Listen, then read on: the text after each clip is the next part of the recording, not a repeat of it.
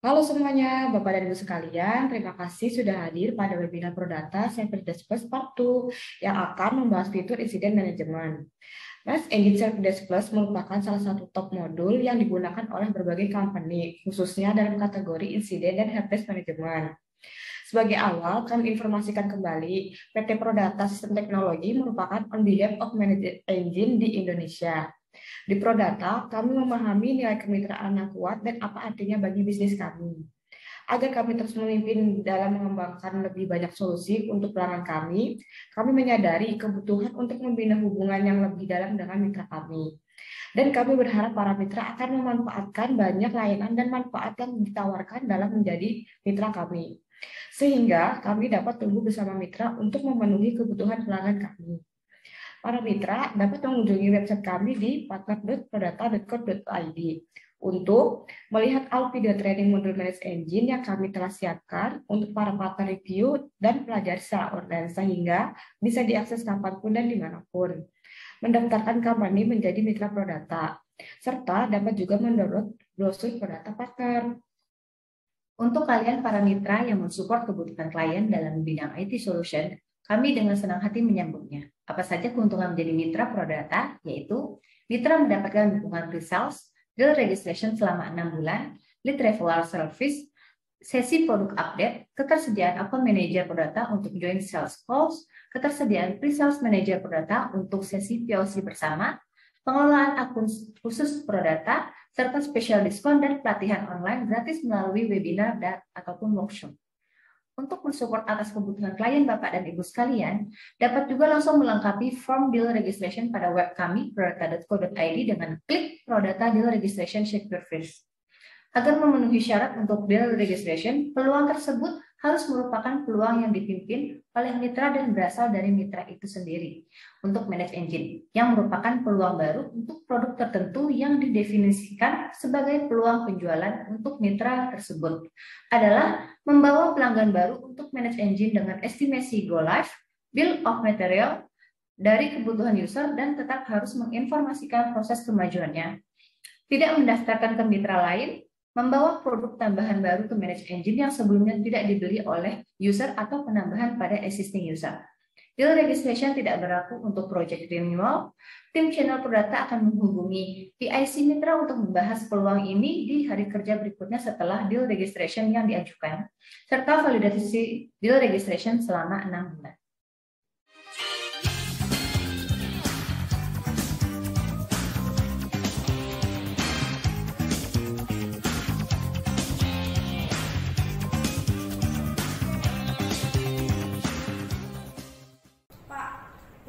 Nunggu update tiket kita nih Pak yang udah disubmit 1 minggu yang lalu.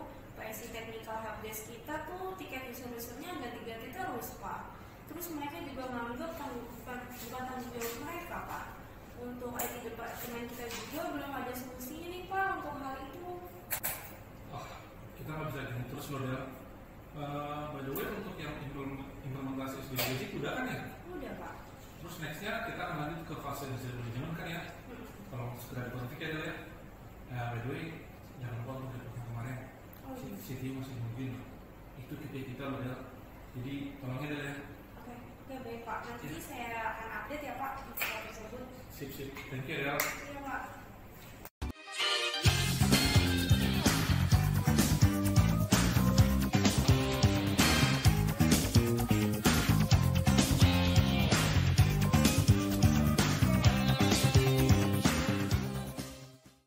Apa kabar Bu Fitri? PT Base Group minta konfigur insiden manajemennya pada tanggal 13 Oktober jam 2. Apakah bisa, Bu? Baik Bu Adel, kami akan prepare tim teknikalnya untuk teks ini.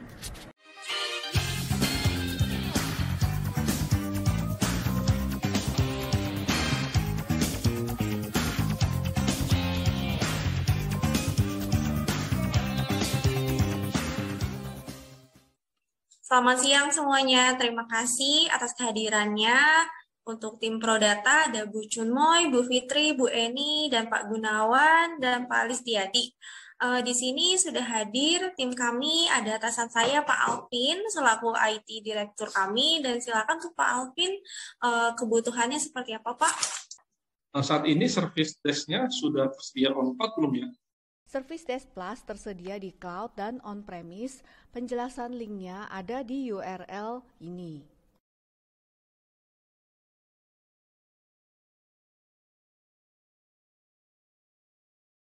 Jadi sudah tersedia on-cloud dan on-premise ya Bu ya? Apakah SDP ada Linux installernya, Bu? Service Desk Plus tersedia Windows Installer dan Linux Installer. Download aplikasi berada di URL ini.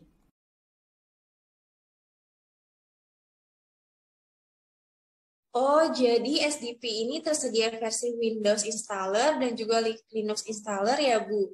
Boleh diinformasikan, Bu, sistem requirement dari SDP itu sendiri? Sistem requirement Service Desk Plus untuk request yang masuk lebih dari 1000 request. Maka minimum requirement hard disk-nya adalah kira-kira 2 tera sampai 3 tera dengan perkiraan estimasi RAM 16 GB sampai 32 GB. Postgre database sudah bundled. Oke Bu, kalau gitu apa bedanya kalau kita install di Linux atau Windows? Kalau kita pakai Linux, plus minusnya apa Bu? Perbedaannya adalah pada fitur Asset Management. Jika yang digunakan adalah Windows Installer, maka aplikasi Endpoint Central akan di-download dan aplikasi Endpoint Central ini akan berada di folder lokasi yang sama dengan folder SDP. Tapi, jika SDP yang digunakan adalah Linux Installer, maka Endpoint Central harus diinstal secara manual di device berbasis Windows dan akan diintegrasikan dengan konfigurasi admin integration Endpoint Central. Oh, jadi gitu ya Bu ya. Jadi saat ini service desk sudah menggunakan agennya Endpoint Central ternyata. Terus kalau kita install di atas Windows, kita bisa install Endpoint Centralnya dalam satu folder dan satu server. Tapi kalau misalnya pakai Linux, Endpoint Centralnya harus kita install di server lain ya. Lumayan repot juga ya. Terus bagusnya service desk secara default sudah pakai database PostgreSQL juga. Kayaknya kita perlu informasi lebih lanjutnya terkait integrasi ini nih.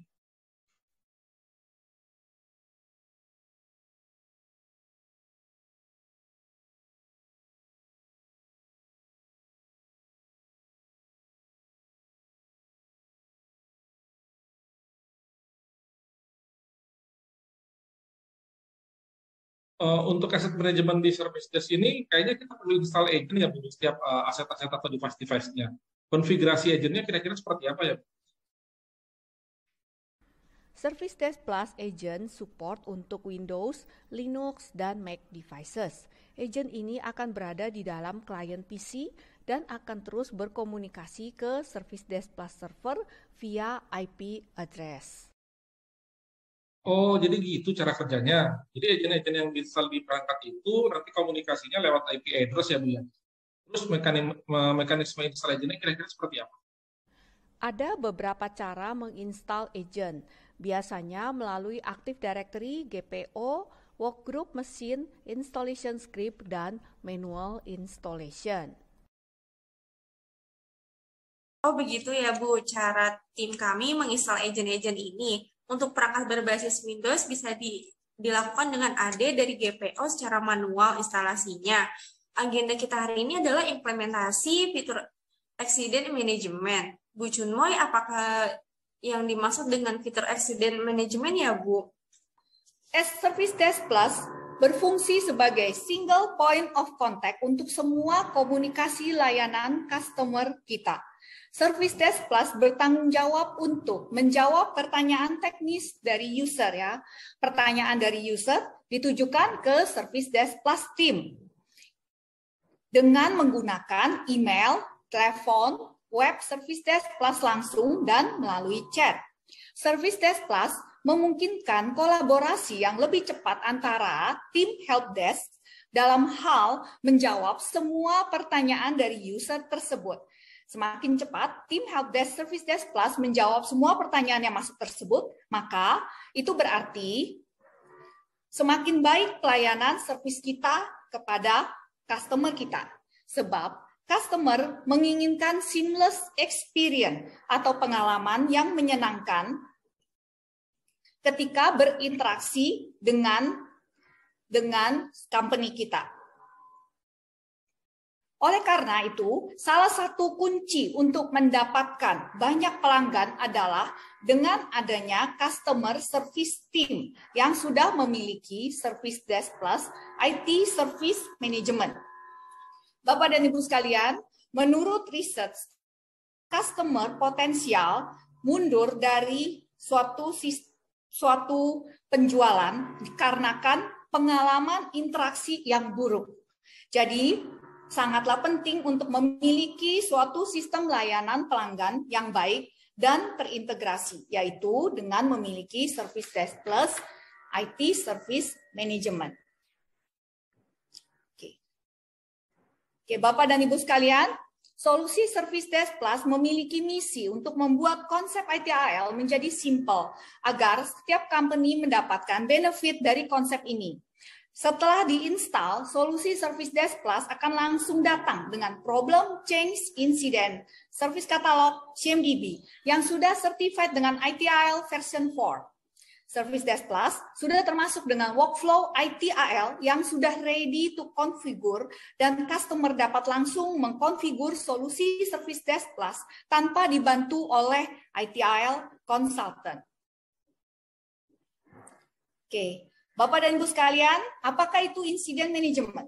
Incident management adalah salah satu proses dari IT service management yang berfokus pada memperbaiki kinerja layanan IT sebuah organisasi dalam sewaktu secepat mungkin agar bisa kembali normal. Nah, proses ini mengelola gangguan layanan yang terjadi dalam IT agar tidak mengganggu jalannya bisnis. Nah, jadi incident management adalah proses yang dilakukan untuk menyelesaikan suatu insiden yang dilaporkan user melalui Service Desk Plus.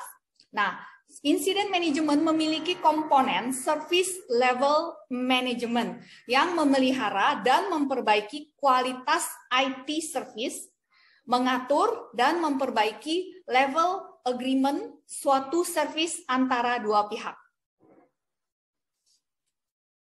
Oke, Bapak dan Ibu sekalian, sehubungan dengan fitur incident management, maka proses yang dilakukan di Service Desk Plus adalah melakukan incident identification, pencatatan insiden, incident categorization, incident prioritization, incident initial diagnosis, incident escalation, investigation, serta incident resolution yang akan dituangkan dalam informasi detail di bawah ini.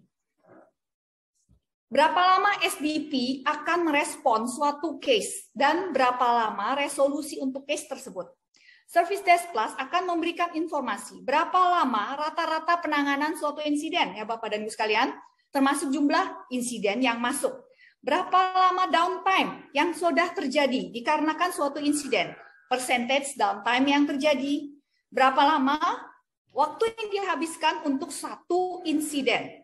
Apakah eskalasi suatu insiden sudah terjadi?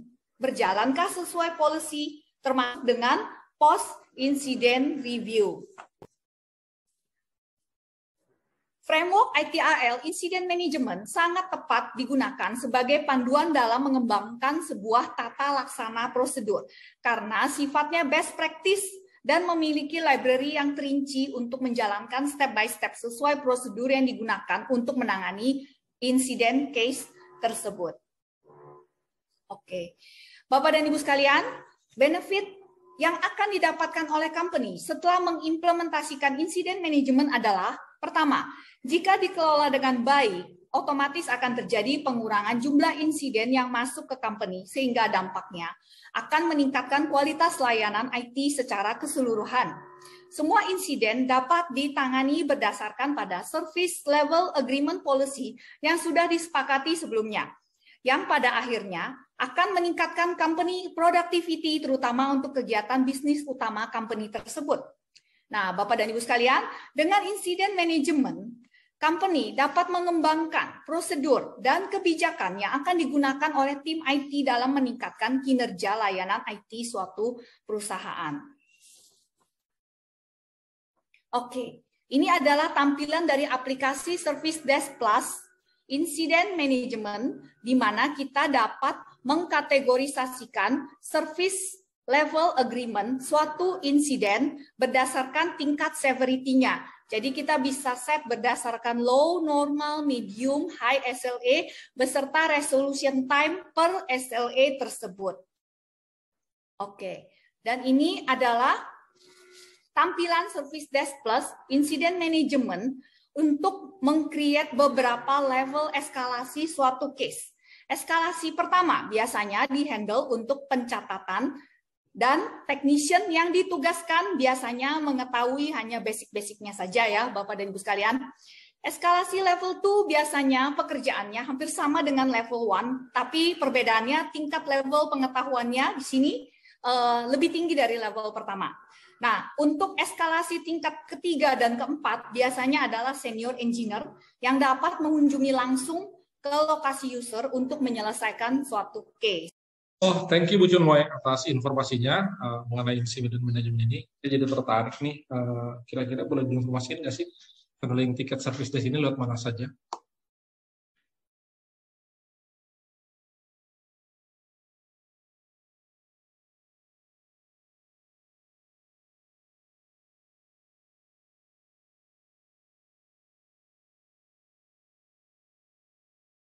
Oh, jadi seperti itu ya, Bu. Jadi service desk ini bisa terima tiket dari user, bisa terima tiket dari IT support, dari monitoring tool, bahkan dari jadwal preventive maintenance ya.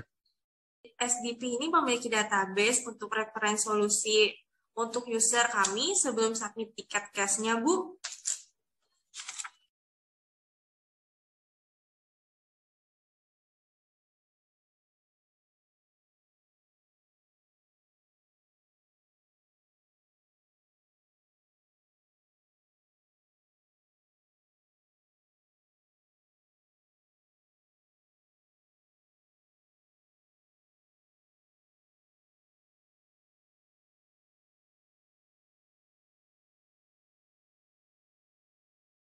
Menarik Bu, untuk solusinya user dapat mencari sendiri dulu solusi untuk permasalahan yang dihadapi secara mandiri, dan juga dapat mengedukasi user nih Bu, untuk jumlah tiket yang masuk dapat dikurangin juga.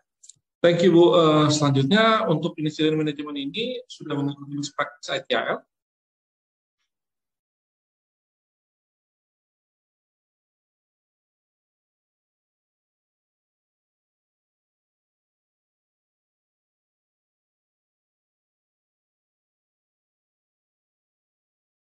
Ternyata SDP ini bagus juga ya Bu ya, banyak materi yang bisa kita gunakan nanti untuk improve internal kami.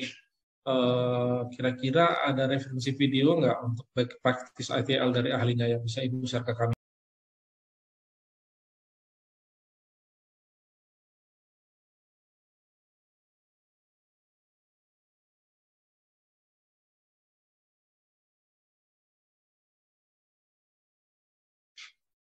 Thank you informasinya ya Bu. Kami review dulu ya video ini.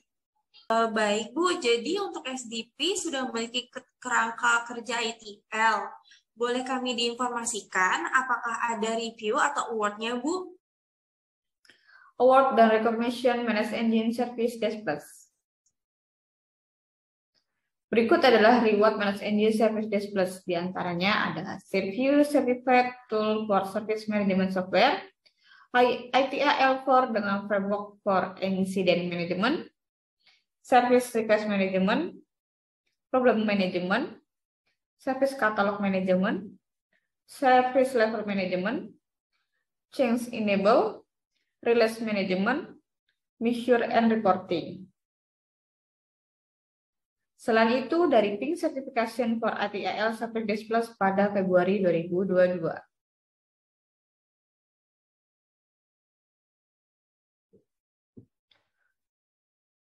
Selanjutnya, review untuk Managed Engine Service Desk Plus.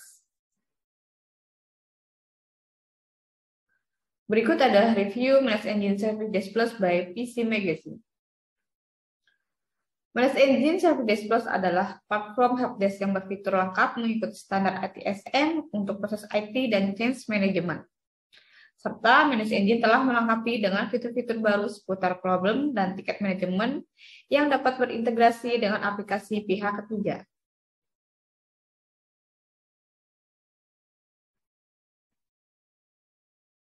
Selanjutnya, review by DHM Review. Daya tarik Service Desk Plus adalah berkemampuan untuk membuka beberapa contoh solusi sekaligus, memastikan multitasking yang dimungkinkan sambil menyediakan hubungan yang mudah antar catatan. Kekuatan dari Service Desk Plus adalah adanya catatan dari problem manajemen proaktif yang terhubung dengan jenis catatan lainnya.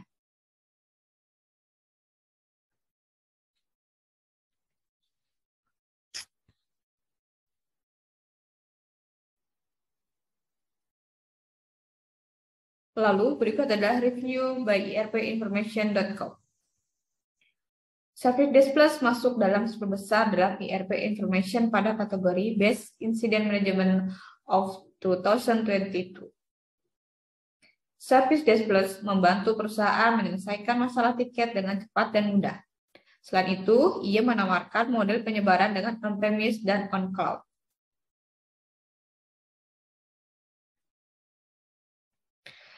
Dan review dari by Gartner.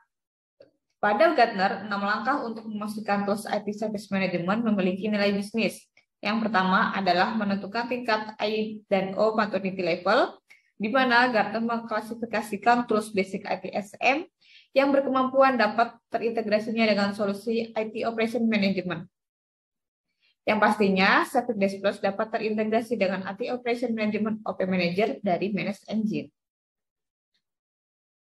Apakah user kami harus selalu open tiket SDP jika mereka ingin menyampaikan keluhannya, Bu? Sebab nih kebiasaan kami di sini, kita chat dulu dengan teknisi kita untuk minta solusinya nih, Bu. Service Desk Plus memiliki fitur live chat yang berada di pojok kanan bawah.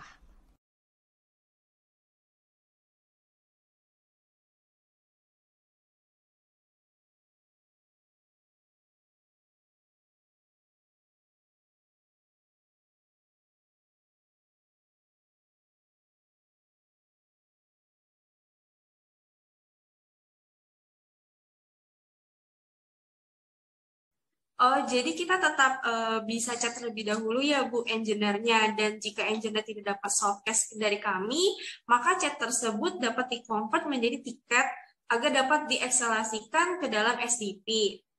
Untuk tugas kami mensosialisasikan fitur chat dan knowledge solution semua user, kami akan open tiket ke SDP ya. Service Desk ini apakah punya chatbot, Bu?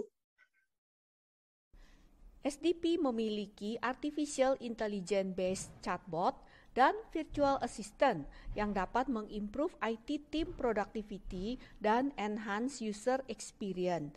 SDP chatbot juga dapat dijadikan first level contact dengan user kita juga. AI chatbot dapat dikonfigur agar dapat memberikan saran untuk case yang paling banyak direport oleh user. Jia chatbot juga dapat dikonfigur agar dapat create, modify, tiket, generate simple report, dan lain-lainnya.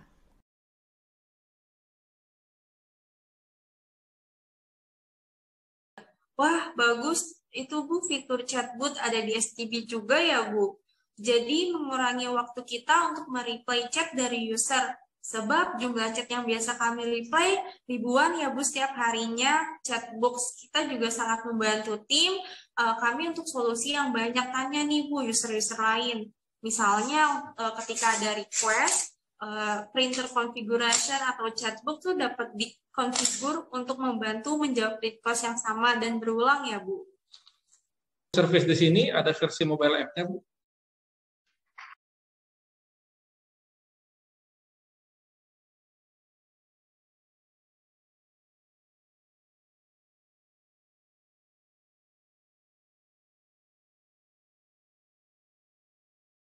Jadi SDP ini juga udah disupport ya Bu untuk iPhone, Android, iPad. Wah, SDP ini multi-platform sekali ya Bu. Saya perhatikan kayaknya insiden ini sama persis service request ya Bu ya, mirip-mirip ya Bu ya. Kira-kira bedanya apa ya? Menurut kerangka kerja ITAL, insiden merupakan suatu eksiden yang tidak pernah diplan sebelumnya. Misalnya, suatu printer tidak dapat berjalan normal seperti biasanya, sehingga membutuhkan penanganan sesegera mungkin.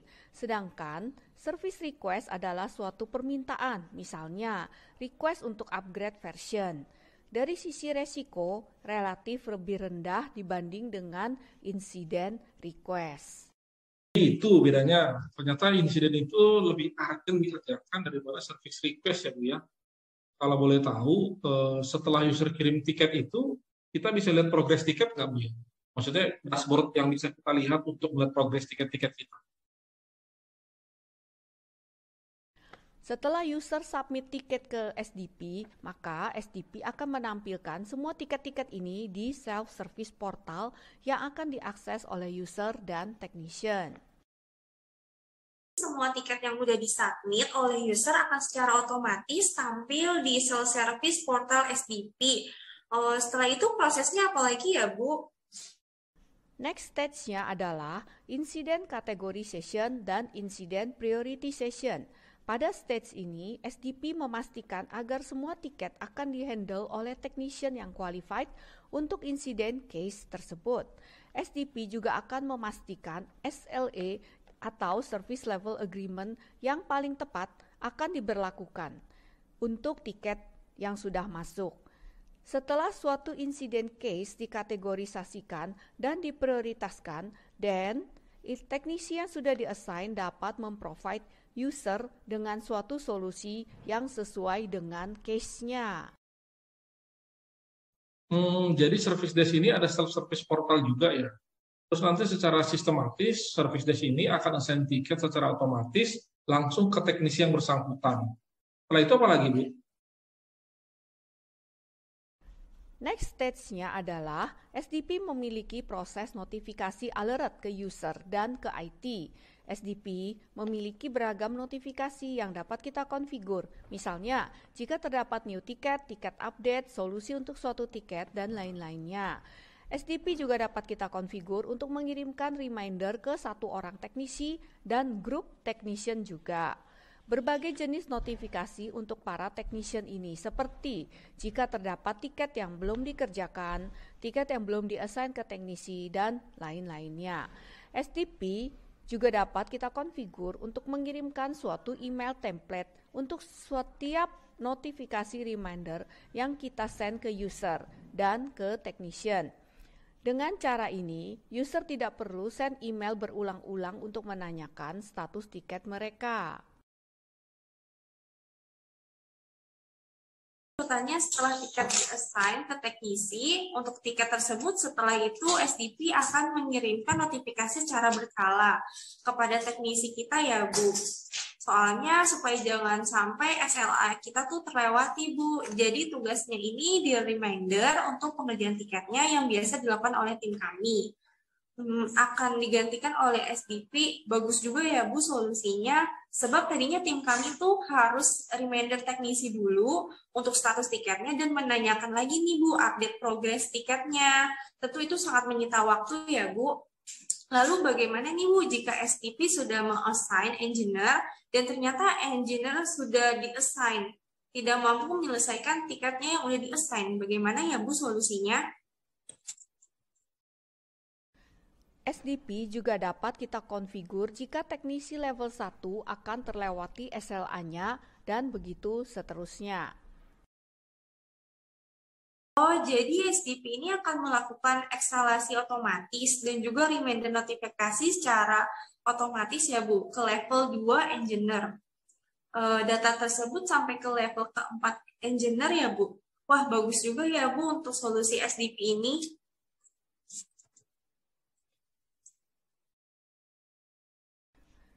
SDP juga dapat kita konfigur berbagai tipe notifikasi yang dapat kita custom agar user dan technician yang mengerjakan dapat selalu terupdate status dari tiket-tiket user ini.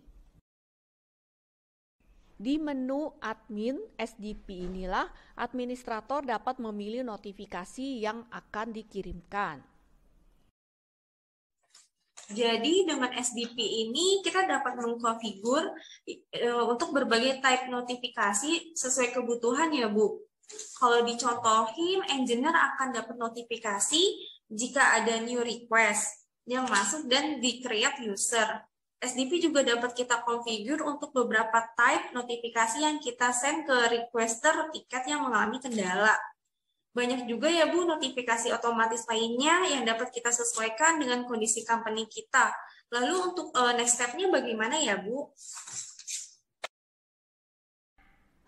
Next step-nya adalah SDP akan mengklasifikasikan suatu insiden case berdasarkan urgency, severity, dan impact kepada user dan impact ke bisnis secara general.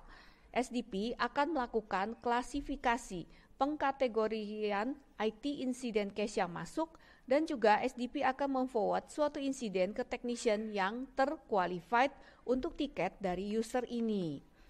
SDP juga dapat kita klasifikasikan berdasarkan major dan minor incident. Major incident harus segera di-solve karena berpotensi mengganggu kelancaran operasi company. Jadi next step-nya nanti di incident management ini kita bisa klasifikasikan tiket based on urgency ataupun impact-nya Bu ya. Terus nanti kita juga bisa bedakan tiket berdasarkan major tiket dan minor tiket. Kalau gitu kita bisa save cost dan waktu juga kalau gitu Bu. Pendekatan SDP Incident Management yang merefer ke kerangka kerja ITAL. Step 1, tiket di-create dan di-submit ke SDP. Step 2, tiket akan diproses based on pre-configure business rule yang mana yang harus didahulukan dan SDP memastikan proper response time. Step 3, SDP akan mengirimkan notifikasi. Step 4, SDP akan selalu cek ke data technician availability dan apakah tersedia backup technician. Step 5, SDP akan menampilkan announcement kepada end user terkait dan memastikan user menerima latest update. Step 6, SDP memiliki fitur knowledge base yang dapat dipublish khusus untuk user dan knowledge base solution khusus untuk technician. Step 7, SDP memiliki mekanisme untuk suatu insiden, apakah tiket akan di-close atau dieskalasi ke next level stage selanjutnya. SDP dapat kita konfigur workflow proses untuk menghandle insiden management process flow yang disesuaikan dengan unik kondisi suatu company.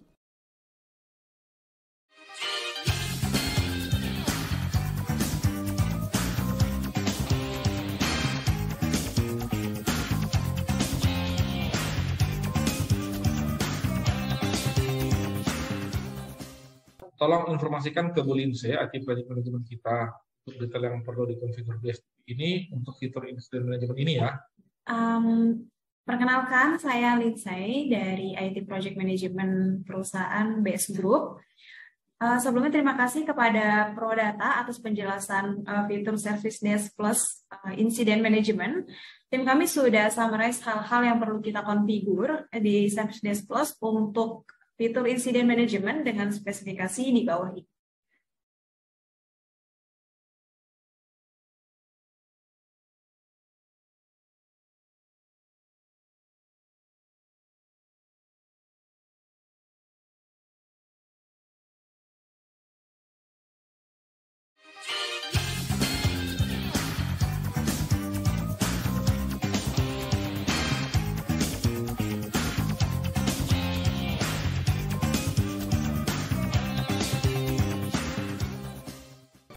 Prodata akan mengkonfigur semua fitur incident management yang kami rangkum dari berbagai source sebagai berikut, dan kami mohon feedback-nya dari Prodata atas request ini.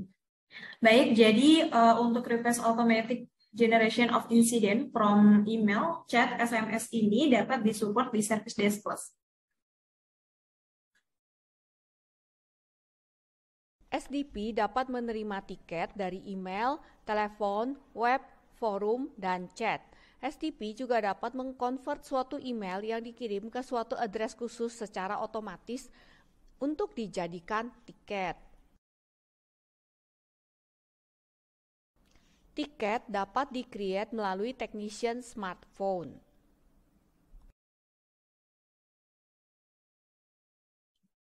Baik, jadi untuk request automatic generation of incident from email, chat, SMS ini dapat disupport di Service Desk Plus.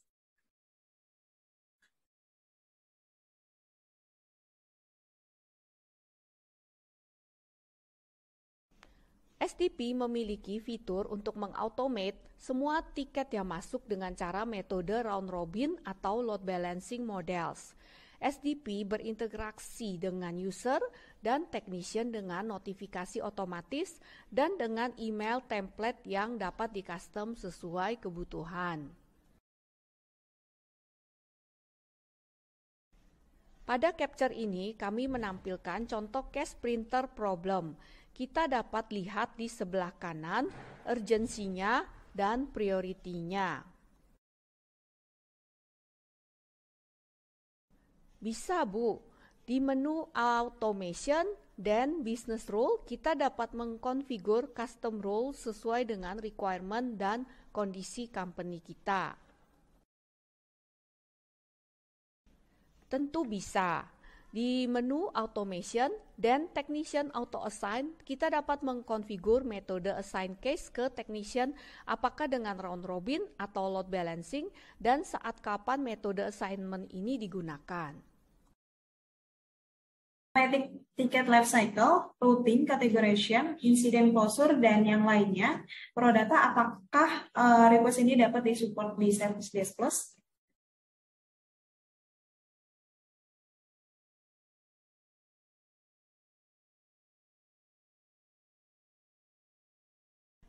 Tentu bisa, Bu. Di menu Automation, Service Level Agreement, dan kita dapat create incident SLA.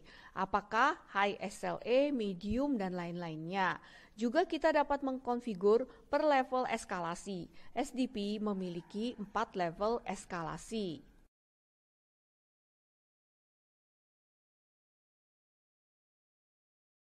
Setelah kami review, jadi untuk request automatic incident prioritization based on impact and urgency dapat disupport di Service Desk Plus ya. Oke, bagus deh.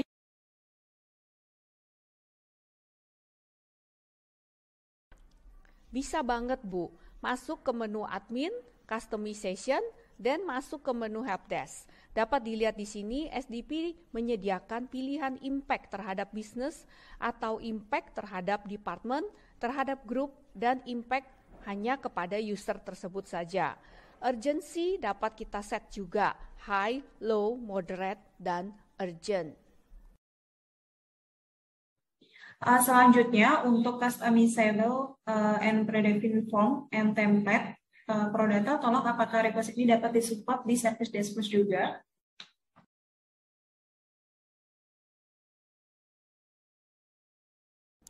SDP dapat mendefine priority based on impact dan urgency.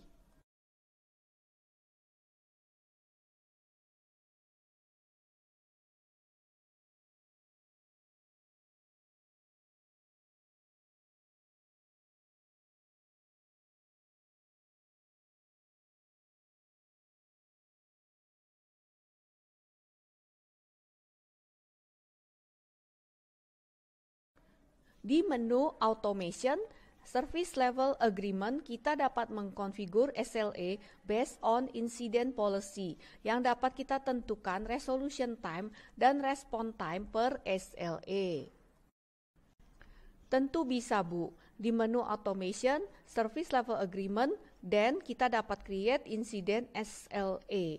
Apakah high SLA, medium, dan lain-lainnya. Juga kita dapat mengkonfigur per level eskalasi. SDP memiliki 4 level eskalasi.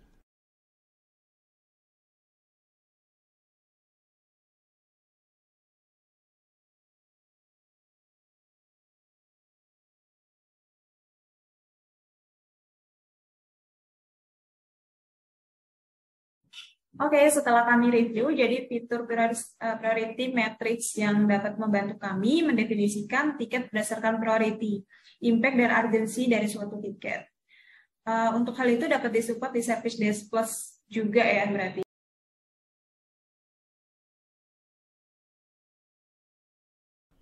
Service Desk Plus juga dapat memanage new tiket yang memerlukan beberapa teknisi untuk menghandle tiket. Fitur ini kita sebut duplicate request. SDP dapat mengkonfigur per request-nya dengan specific response time dan specific resolution time. Oke, jadi fitur duplicate and incident request yang artinya jika ada single request yang di dalamnya terdapat multiple isu yang membutuhkan lebih dari satu technical juga, dapat disupport di Service Desk Plus juga ya.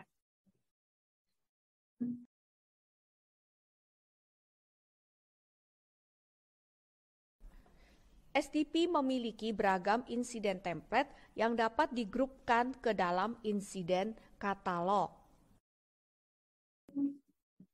Oke, jadi fitur duplicate and incident request yang artinya jika ada single request yang di dalamnya terdapat multiple isu yang membutuhkan lebih dari satu technical juga dapat disupport di Service Desk Plus ya. Oke, bisa next.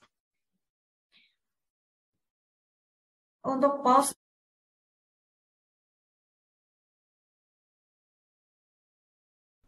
SDP juga dapat kita konfigur untuk stop timer perhitungan SLA jika diperlukan.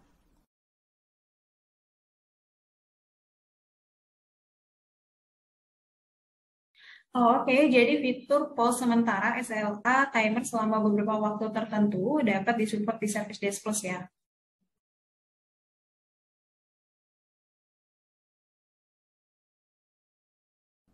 SDP memiliki capability untuk menaikkan level suatu insiden menjadi status problem. Hal ini dapat dilakukan jika terdapat beberapa insiden yang sama yang masuk untuk di-solve oleh technician SDP. Dalam beberapa case, insiden yang berulang juga dapat kita eskalasikan menjadi status change. Dalam hal ini dilakukan jika IT harus melakukan suatu perubahan terlebih dahulu agar dapat menyelesaikan suatu insiden. Oke, jadi Service Desk Plus ini memiliki capability yang mengasosiat insiden untuk masuk ke stage problem dan juga bisa masuk ke stage change sesuai kondisi tiket tersebut ya.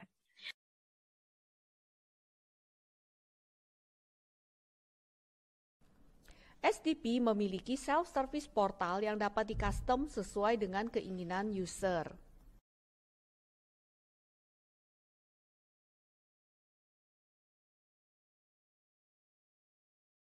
Baik, Service Desk Plus ini memiliki self-service portal yang dapat custom sesuai dengan keinginan user. Juga dapat disupport di Service Desk Plus ya. Live chat include within the help desk. Prodata, tolong apakah fitur ini dapat disupport juga melalui Service Desk Plus?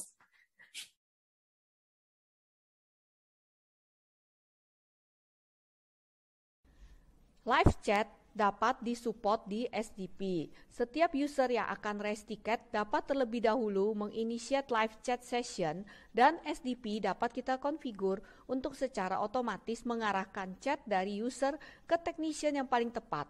Proses ini bertujuan untuk mempercepat tiket resolution proses. User juga dapat share file, screenshot sebagai attachment pada saat live chat session ini. Kalau untuk fitur live chat, apakah support juga di Service Desk Plus?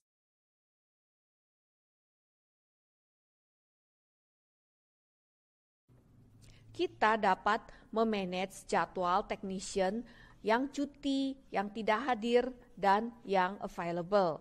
SDP juga dapat menampilkan dalam bentuk calendar view untuk semua open request, open problem, change yang terjadi, task, reminder, dan engineer yang sudah di-assign dalam bentuk bulan kalender view tersebut.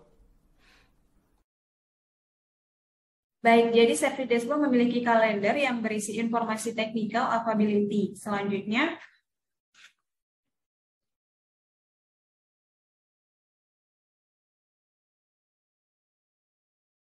SDP juga dapat menampilkan history user beserta dengan perangkat yang digunakannya atau IT asset.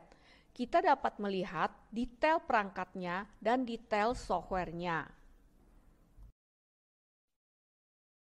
Oke, jadi Service Desk Plus dapat memberikan complete incident detail history yang terkait dengan workstation user, termasuk dengan software yang sudah terinstall di workstation user kami.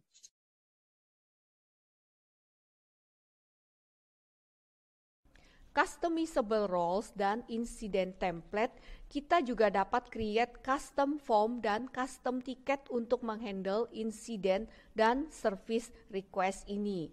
Form customizable ini dapat kita sesuaikan dengan technician dan end user yang akan menggunakannya. Oke. Baik, jadi Service Desk Plus juga dapat mengcustomize incident template dan user role access.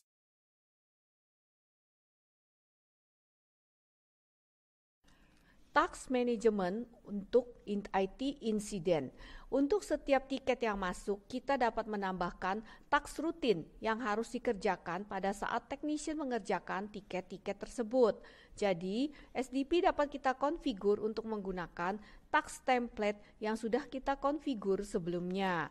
Sebagai contoh di sini, kita dapat menggunakan task template printer untuk semua insiden yang related dengan printer problem. Baik, jadi Service Desk Plus juga menambahkan task tertentu di suatu insiden. Selanjutnya pertanyaan kami adalah,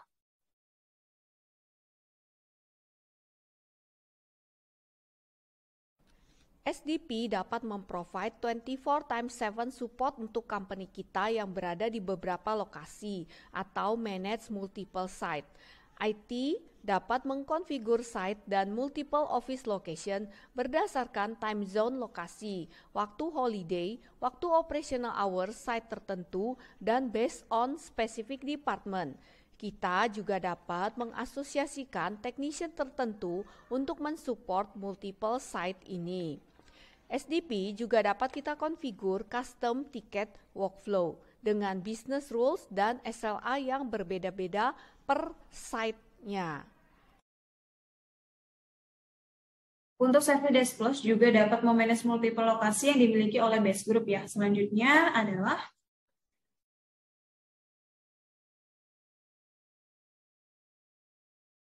kita dapat meng-create knowledge base management dengan standarisasi yang dapat kita terapkan untuk memaintain konsistensi dalam setiap penambahan informasi. Bahkan, jika diperlukan approval proses sebelum technician menambahkan informasi solusi lagi di knowledge base. SDP juga dapat menentukan user yang relevan yang dapat membaca knowledge base ini.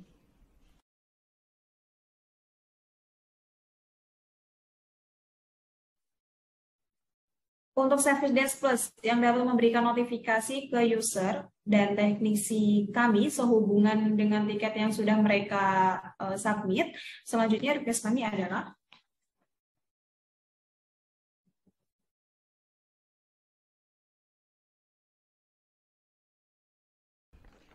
SDP dapat kita konfigur untuk mengirimkan survei satisfaction ini. Misalnya, setiap SDP menerima 3 tiket dari user yang sama, maka SDP akan mengirimkan survei form ke user tersebut. Service Desk Plus juga dapat mengirimkan user satisfaction survey kepada end user kami ya. Selanjutnya untuk request kami adalah,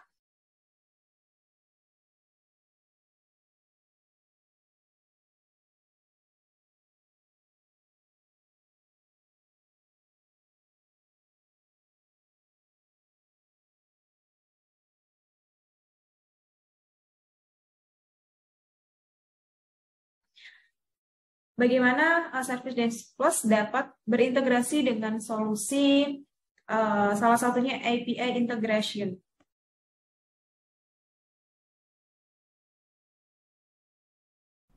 SDP menyediakan API untuk diintegrasikan dengan third-party software.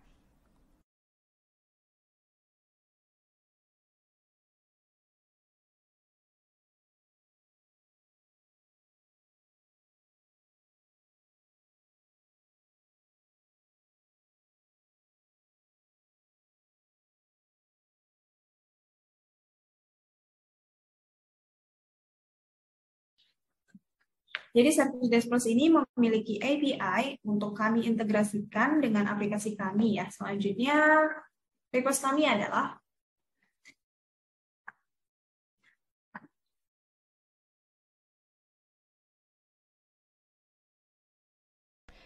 SDP memiliki beragam report yang dapat di-custom. Seperti yang terlihat di menu admin ini, kita dapat create schedule report secara otomatis. Report SDP memiliki beragam tipe yang dapat kita buat sesuai kebutuhan company.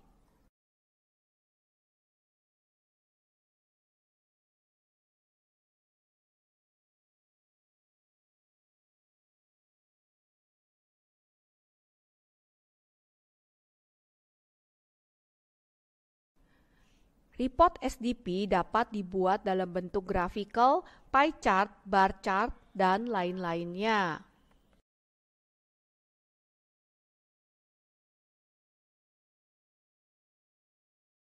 Kita juga dapat meng-create survey report dan dapat kita create schedule report untuk specific user berdasarkan parameter yang sudah ditentukan sebelumnya. Survey report ini dapat mengukur user satisfaction score di company kita.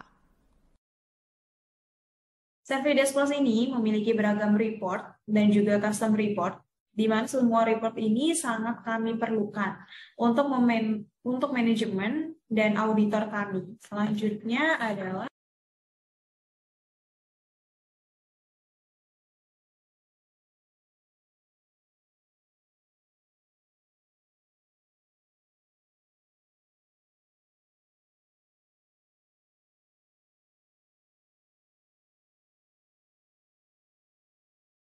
Service Desk Plus juga memiliki mobile app yang dapat di-download dengan mudah ya ternyata.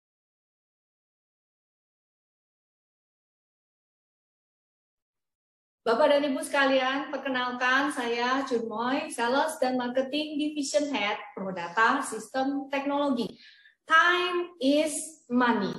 Ada cara yang lebih cepat untuk dapat memahami solusi Managed Engine, yaitu dengan meluangkan waktu maksimum 30 menit saja. Nah, Prodata Education Video sudah tersedia untuk solusi Service Desk Plus, AD Audit Plus, AD Manager Plus, Endpoint Central, Active Directory Management, Vulnerability Manager Plus, and coming soon other videos. Semua presentasi kami dikemas dalam bahasa yang mudah dipahami. Tunggu apa lagi? Let's get started.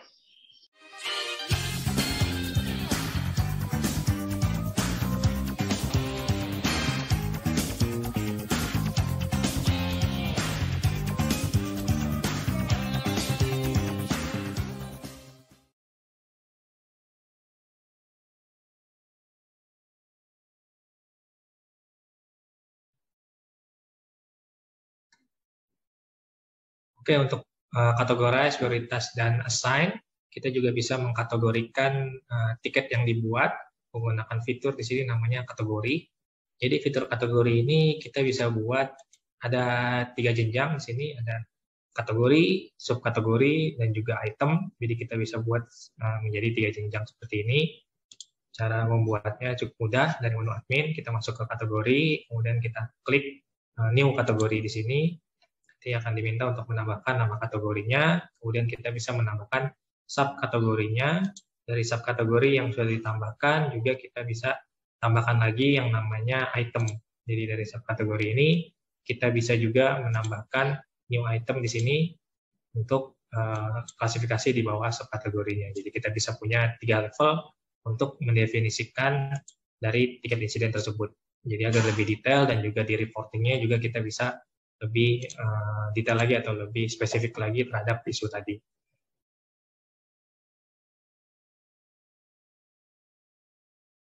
Untuk pengkategoriannya, kita bisa mengkategorikan SLA dari tiket tersebut. Kita bisa konfigur di sini lebih dari 1 SLA berdasarkan priority-nya atau mungkin ada ketentuan lain. Masing-masing company punya ketentuannya untuk SLA-nya. Untuk contoh kali ini kita bisa tentukan untuk high SLA Di sini kita bisa daftarkan namanya dan selanjutnya kita tentukan parameternya ataupun kriterianya bagaimana tiket tersebut akan di-apply sebagai hike SLA. Contohnya di sini adalah dengan priority hike. Salah satu parameternya apabila tiket tersebut memiliki priority-nya hike, maka sistem akan secara otomatis menentukan bahwa SLA-nya adalah hike SLA. Berapakah nilainya untuk priority hike? Di sini kita ada 2 SLA, yaitu response time dan juga resolve time. Response time ini akan mengukur dari tiket masuk sampai teknisi yang menghandle-nya itu melakukan replay atau di menu tiketnya nanti kita bisa klik replay. Nah, di situ akan diukur berapa lama waktunya yang akan ditentukan atau dikategorikan sebagai response time. Kemudian selanjutnya adalah resolve time. Itu akan mengukur dari tiket dibuat sampai nanti tiketnya di-resolve atau dinyatakan selesai oleh teknisi. Sini contohnya untuk yang hike SLA, kita berikan waktu 1 jam untuk hike SLA tersebut. Nah, nantinya juga kita punya konfigurasi untuk escalation, jadi ada 2 jenis, yaitu escalation untuk respon dan juga resolution. Untuk respon kita punya 1 level, untuk resolution bisa sampai 4 level, jadi secara berjenjang kita bisa 4 kali kirimkan notifikasi ke orang-orang tertentu. Sini kita bisa masukkan nama yang akan menerima notifikasinya, kemudian kita pilih durasinya apakah sebelum dari waktu 1 jam SLA ini atau setelah dari waktu 1 jam SLA ini notifikasi eskalasinya akan dikirimkan. Contohnya di sini kita pilih sebelum ke tiket owner-nya, maka nanti akan dapatkan notifikasi ke tiket owner-nya sebelum misalnya 15 menit sebelum meet SLA, maka berarti setelah 40 menit berjalan, apabila belum solve juga, maka tiket owner saat itu akan mendapatkan notifikasi, mungkin bisa sebagai reminder untuk mengingatkan bahwa 15 menit lagi SLA-nya akan overdue atau sudah lewat. Kemudian level 2-nya bisa kita setting, mungkin ke manajernya atau ke dev head-nya, kita bisa tentukan di sini. Untuk eskalasi after, apabila sudah lewat dari yang ditentukan, 1 jam misalnya, masih belum solve juga, maka manajernya bisa mendapatkan notifikasi terkait tiket tersebut.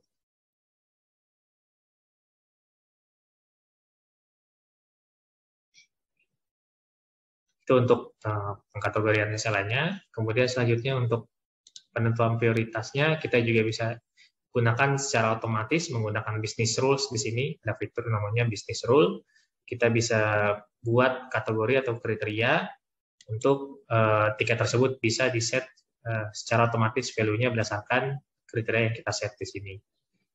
Sini contohnya kita bisa tentukan kapan business rule ini berjalan, kemudian kriterianya apa, apakah ada kategorinya berhubungan dengan desktop, kemudian di sini berdasarkan subjek ataupun CC di emailnya, atau dari description juga bisa kita masukkan dari body tiketnya atau dari description tiketnya mengandung kata-kata tertentu, itu bisa kita buat sebagai sebuah parameter untuk business rule ini. Jadi kita punya beberapa kriteria yang bisa kita gunakan di sini sebagai parameternya. Kemudian selanjutnya apabila kriteria tersebut memenuhi, sini kita ada fungsi AND ataupun OR bisa dimaksimalkan. Nah, kemudian action-nya akan diterapkan adalah mengupdate field-nya tersebut. Jadi kita bisa otomatis menempatkan tiket ini ke dalam grup hardware problem apabila kategorinya berhubungan dengan desktop ataupun subjeknya mengandung sistem crash, atau kita punya kriteria lain bisa kita masukkan, maka nanti sistem akan otomatis menempatkan tiketnya ke dalam grup hardware problem. Atau juga kita bisa menambahkan action lain, misalnya kita ingin menentukan priority-nya sebagai hike secara otomatis. Nah, maka kedua action ini akan berjalan ketika ketiga kriteria ini sudah dipenuhi di dalam tiket tersebut. Itu adalah salah satu contoh untuk penerapan business rule-nya.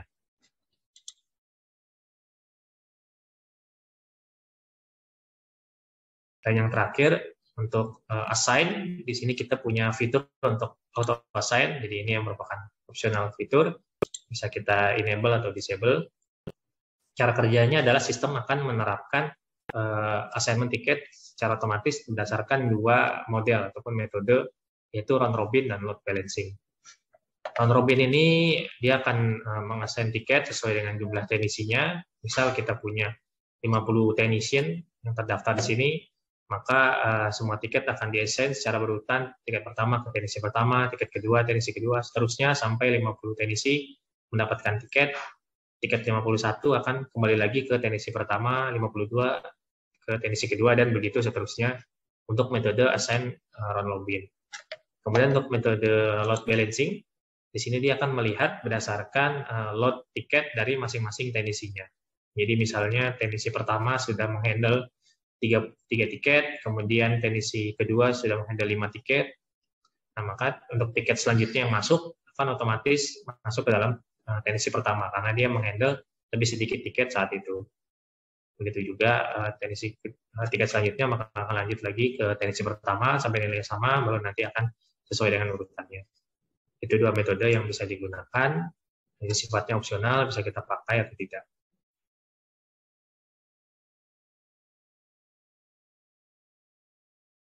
Oke, step selanjutnya yaitu kita bisa melakukan analisis terkait dengan isu yang dilaporkan oleh user. Jadi dari sini kita bisa melihat informasi user seperti departemennya, employee number, ataupun kita bisa melihat ke manajernya dan juga ke aset yang digunakan oleh user. Jadi apabila kita menggunakan fitur asset management yang ada di edisi profesional ke atas, itu kita bisa assign aset yang digunakan oleh user sehingga dalam proses incident management kita bisa melakukan troubleshooting atau pengecekan dari aset yang digunakan oleh user tersebut. Kita bisa mengecek aset information-nya dari 3 aset ini, perangkat mana yang bermasalah. Kita bisa cek dari komputer yang digunakan ataupun printer ataupun perangkat lainnya. Detailnya seperti host name-nya, kemudian RAM, IP address, mungkin kita ingin melakukan remote juga kita bisa cek IP address-nya di sini, ataupun detail-detail lainnya bisa kita dapatkan dari asset management yang diintegrasikan dengan incident management ini. Atau apabila kita ingin melakukan remote dari aplikasi Service Desk Plus, kita juga bisa search untuk perangkatnya, dan kita masukkan ke dalam kolom search ini. Nanti akan muncul aset yang digunakan oleh user tersebut. Kita bisa klik ke aset name-nya, kemudian kita pilih di sini ada fitur untuk remote control. Jadi kita bisa klik ke remote control, yang akan ada pilihan bahwa kita bisa melakukan remote desktop menggunakan web yang disupport oleh Service Desk Plus ini.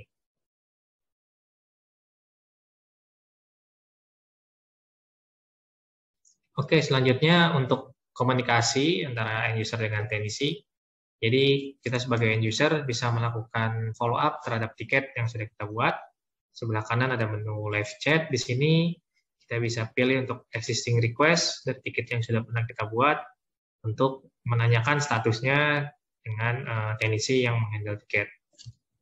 Kita bisa lakukan chatting, kemudian nantinya akan muncul notifnya di sisi user atau di sisi teknisi untuk bisa meng-pick up tiket ini untuk nanti teknisi bisa melakukan chatting dengan user yang tiketnya sedang dihandle oleh dia.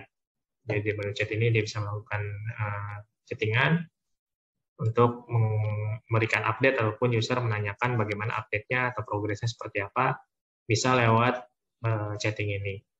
Kemudian metode kedua, selain lewat chatting, juga bisa lewat reply.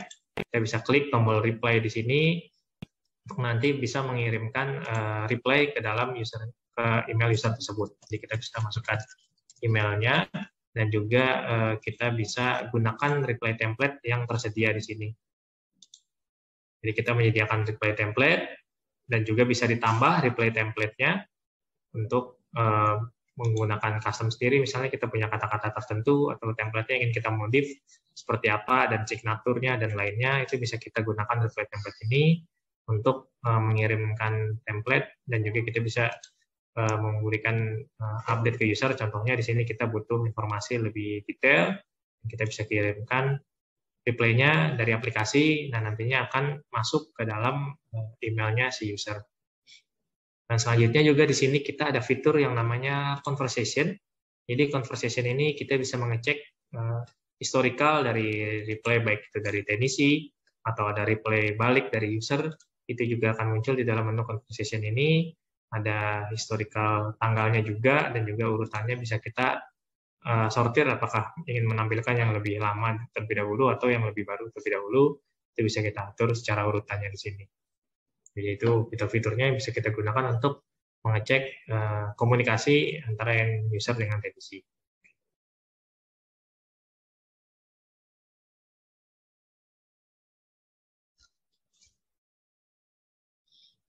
Oke, selanjutnya adalah setelah kita komunikasi dengan end user dan mendapatkan rincian dari isunya, atau kita bisa mendapatkan step-stepnya, testing seperti apa. Selanjutnya kita bisa lakukan resolve dari tiketnya tersebut. Untuk melakukan penyelesaian dari tiket, kita bisa masuk ke dalam tab resolution di sini. Kemudian di sini kita bisa ketikkan langkah-langkahnya, apa yang bisa dilakukan oleh user untuk menyelesaikan permasalahan tersebut, atau step-step apa saja yang kita lakukan untuk menyelesaikan permasalahan yang dialami oleh user. Selain kita melakukan ketik di sini, kita juga bisa menggunakan template di sini. Ada namanya resolution template yang bisa kita atur di admin untuk secara otomatis menggunakan template yang sering digunakan dalam melakukan penyelesaian tiket.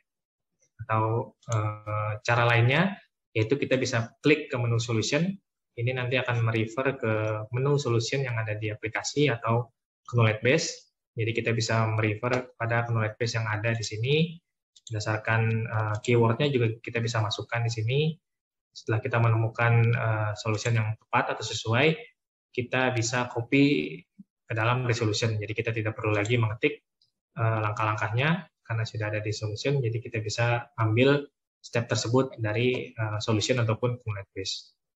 Dan selanjutnya kita bisa lakukan update terhadap tiketnya, kemudian kita bisa solve tiketnya tersebut dengan menekan tombol save di sini.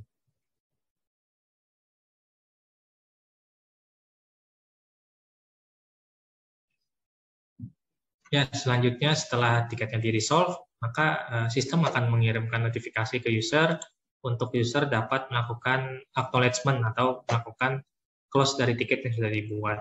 Jadi setelah tiketnya di-resolve, user bisa klik link yang ada di emailnya untuk nanti dia bisa melakukan close dari tiket tersebut oleh usernya tersebut. Atau apabila ada skenario di mana misalnya usernya tidak melakukan close tiket, mungkin usernya tidak sempat atau miss emailnya, di sini kita bisa lakukan menggunakan fitur untuk automatic close di sini. Jadi di sini kita punya fitur untuk automatic close. Kita bisa set setelah beberapa hari dari tiket tersebut di-resolve, maka sistem akan melakukan automatic close dari tiketnya. Misalnya setelah di-resolve selama 3 hari, tidak ada feedback dari user, apakah itu langkah yang diberikan, apakah bisa solve atau tidak ada timbal baliknya, maka sistem bisa melakukan automatic close di sini supaya tiketnya bisa di-close secara otomatis.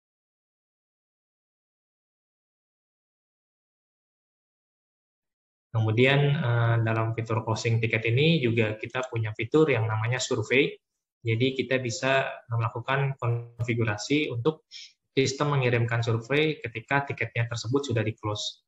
Jadi di sini kita bisa setting apakah untuk semua tiket ataupun untuk beberapa tiket sekali, bisa kita masukkan di sini untuk 3 tiket sekali baru ada 1 survei yang dikirimkan ke usernya, atau pilihan lainnya misalnya 3 tiket sekali dari user yang sama. Jadi apabila ada user yang sama mengirimkan tiket ketiga dari user tersebut baru akan ada 1 survei, atau dari teknisinya, dari teknisi yang menghandle, apabila teknisi tersebut sudah menghandle 3 tiket, maka user pada tiket yang ketiga itu akan mendapatkan email survei untuk bisa diisi, bisa diklik linknya dan bisa diisi surveinya.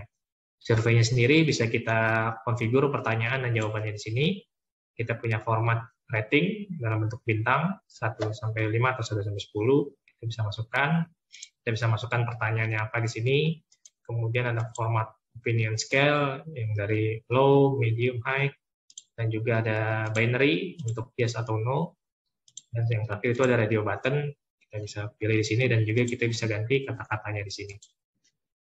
Setelah surveinya dikonfig, maka nanti kita bisa save dan surveinya akan terkirim otomatis sesuai dengan konfigurasi survei yang kita setting di sini.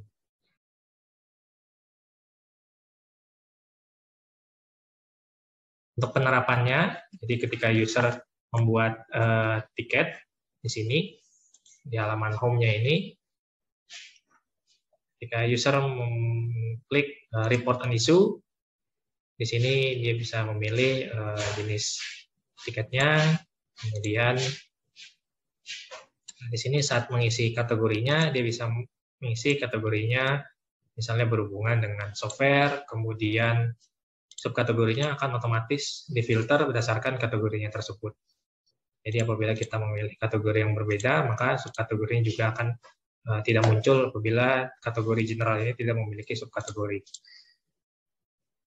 Sampai tadi untuk software, kita pilih subkategorinya berhubungan dengan Office misalnya, dan sampai detail ke itemnya, kita juga bisa pilih apakah berhubungan dengan install, uninstall, atau upgrade. Jadi ini lebih detail lagi untuk tiketnya ini berhubungan dengan uninstall untuk software Microsoft Office. Seperti itu bisa dilengkapi oleh user, dan nanti di reporting juga kita bisa tarik report berdasarkan kategori software atau berdasarkan kategori Microsoft Office, berapa banyak tiket yang masuk berdasarkan subkategori tersebut.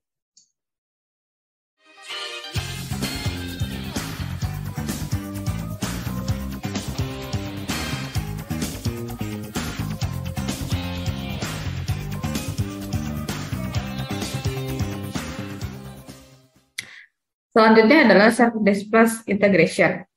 Untuk Service Desk Plus sendiri dapat terintegrasi dengan produk management engine lainnya. Di antaranya ada solusi Set 24/7, Application Manager, AD Manager Plus, OP Manager, Password Manager Pro, Endpoint Central, DSL Service Plus, Analytics Plus, dan juga Java Survey.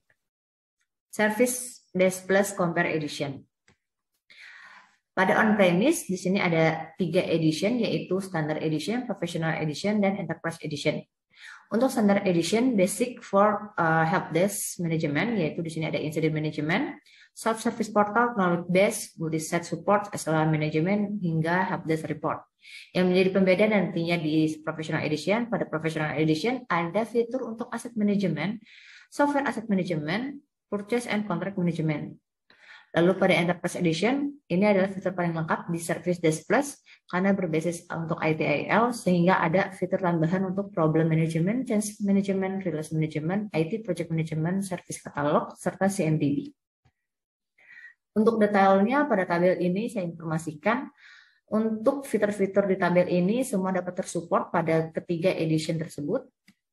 Lalu pada di fitur ini, Remote Desktop Sharing hanya tersedia di Professional Edition dan Enterprise Edition, sehingga untuk Standard Edition belum dapat tersupport untuk remote desktop sharing-nya. Lalu pada tabel berikut, Priority Matrix hanya tersedia atau tersupport di dalam Enterprise Edition. Sedangkan untuk di tabel berikut ini ada 3 fitur yang tidak dapat tersupport, yaitu Auto Device Discovery, Agent Based Scanning, Distribute Asset Scan yang hanya tersedia pada Professional Edition dan Enterprise Edition. Lalu pada tabel berikut, di sini untuk Asset Management hanya tersedia di Professional dan Enterprise Edition. Lalu Purchase Management dan Kontrak juga hanya tersedia di dalam Professional dan Enterprise Edition. Sedangkan untuk IT Project Management, CMDB, dan Service Catalog merupakan add-on yang bisa dapat di-add-onkan di dalam Standard Edition serta Professional Edition, dan sudah include di dalam Enterprise Edition.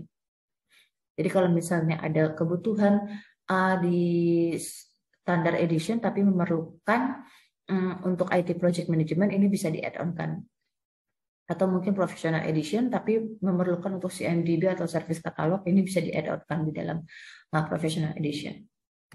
Lalu pada tabel berikut, untuk insiden dan custom request from template semuanya tersupport di dalam 3 edition ini, sedangkan untuk problem management dapat di-add-onkan di dalam Professional Edition. Lalu pada tabel change management ini hanya tersedia add-on untuk Professional Edition dan sudah include di dalam Enterprise Edition. Lalu pada tabel ini juga saya informasikan untuk password reset tools dan failover service tersedia add-on untuk keseluruhan edition ya Bapak dan Ibu sekalian di sini. Lalu untuk flash reportnya tersupport semua. Dari sisi operating system Windows maupun Linux semuanya tersupport untuk semua edisi di Service Desk Plus on-premise ini. Lalu untuk sedangkan dari database support di sini juga dari baik PostgreSQL, MySQL dan MS SQL semuanya juga tersupport di dalam 3 edisi Service Desk Plus on-premise ini. Bapak dan Ibu sekalian, Prodata juga aktif menyelenggarakan Prodata Virtual Classes, Prodata Product Update Solution for Managed Engine, webinar in bahasa, webinar collaboration with principal, dan seminar. Kesemuanya ini pastinya akan membawa banyak sekali manfaat, khususnya untuk Bapak dan Ibu sekalian yang sudah IT minded. Nah, Bapak dan Ibu dapat memfollow Prodata, LinkedIn, Prodata YouTube, Prodata Instagram, agar jangan sampai ketinggalan latest update news dari kami. Sampai jumpa pada video Prodata berikutnya.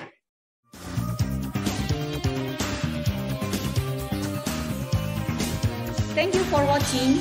Oke, jangan lupa klik subscribe untuk video edukasi berikutnya.